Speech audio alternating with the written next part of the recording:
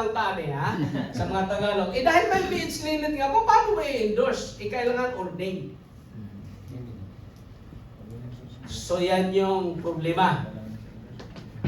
So tinitingnan, plus meron pang specialized.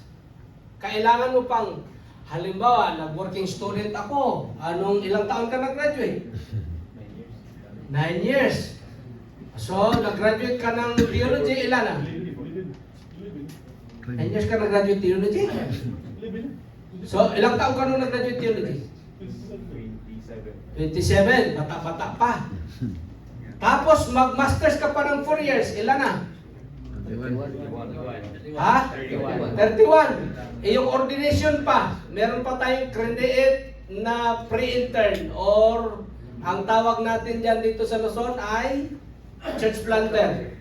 As such definition never found in the labor code. Around 6 years. Anong 6 years? Ako, 8 taon ako. Yung kasama ko, 15 years. 15 years, intern pa lang rin. Meron na nga magre-retire, hindi pa na-intern. Mag-retire na lang, hindi pa na-intern. Nalayan yung problema. So, we have a living testimony here. Ayaw ko lang pagitin. Ayaw. Okay lang ba ako na? Pagitin? Dito lang. Kaibigan ko naman siya. Kaya yan yung present namin when we were given audience here in the SSD. That is the problem.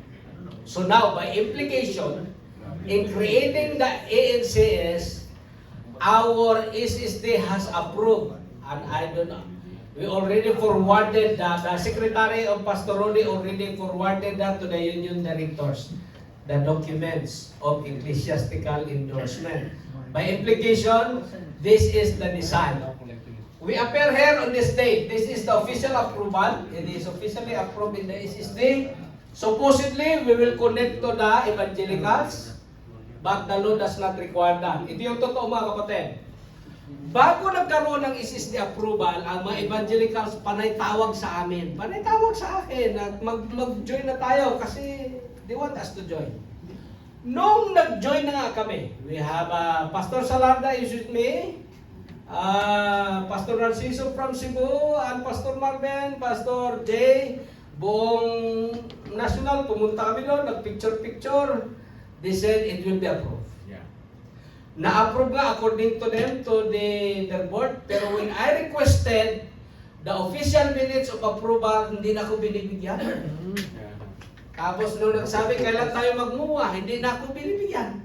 Tinatawagan ko, hindi na sinasagot. Mini-message ko, sin na lang. 2 years ago. Tapos sabi ni Marlon, I think, for whatever reason, it is just my speculation, under the rules, depende kasi sa membership, ang entitlement for their board. So pag sinali ang Adventist, kahit kasi silang lahat magsama-sama, malaki pa rin ang Adventist sa Pilipinas. Di baka mapalitan natin ang kanilang board. Mahirap na.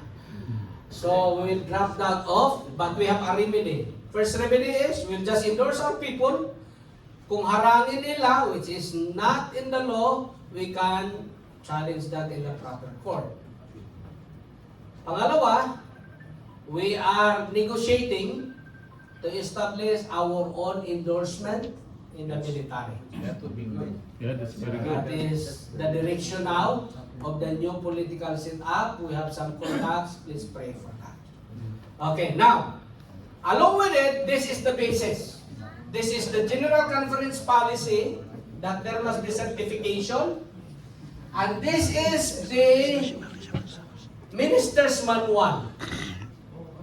For the union directors, according to the Minister's Manual, ang bawat union director, siya dapat ang chairman in both academic design of the curriculum. Because ministerial program is church program. Walang ibang mapunta ng pastor. Church employment. Ang problema, hindi nag-uusap ang College of Theology at ang direktor ng union at mga misyon. Kaya nag-produce ang College of Theology ng pagkarami, walang mapasukan, nag-drive na ng tricycle yung iba. Paano yung walang tricycle, walang i-drive? Bahay na lang i-drive kadugayan. So that is the basis. That is the basis. Supposedly, union directors, you call the dean of the theology, kasama dapat sila. At yung sa mga hospital, ang problema, bihirang napapansin. Hindi nasasama.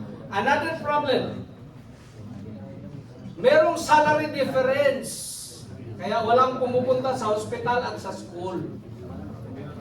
Another problem, according to this policy, 10 years. At ang ginamit dyan term, ministerial, a 10-year program, siya ang chairman, tapos yung basis ng 5 years field assignment in preparation for ordination. This is the problem. Maybe in America this is not a problem, but in our region this is a problem. Because there is no explicit definition what is field assignment. There is a public opinion na ang field assignment lang church pastoral ministry. But there is no basis on that. Paano yung hospital, hindi yan ministry? Yung school, hindi ba yan ministry? Eh bakit hindi mo uordinahan? 20 years nag-hospital ang Bible teacher. Siya pa ang nagpastor sa high school. Siya pa rin ang hospital principal. Pero kailangan mo pang ilabas, ipa-district kasi hindi qualified for ordination? There is no basis on that, according to policy. But this is the public practice.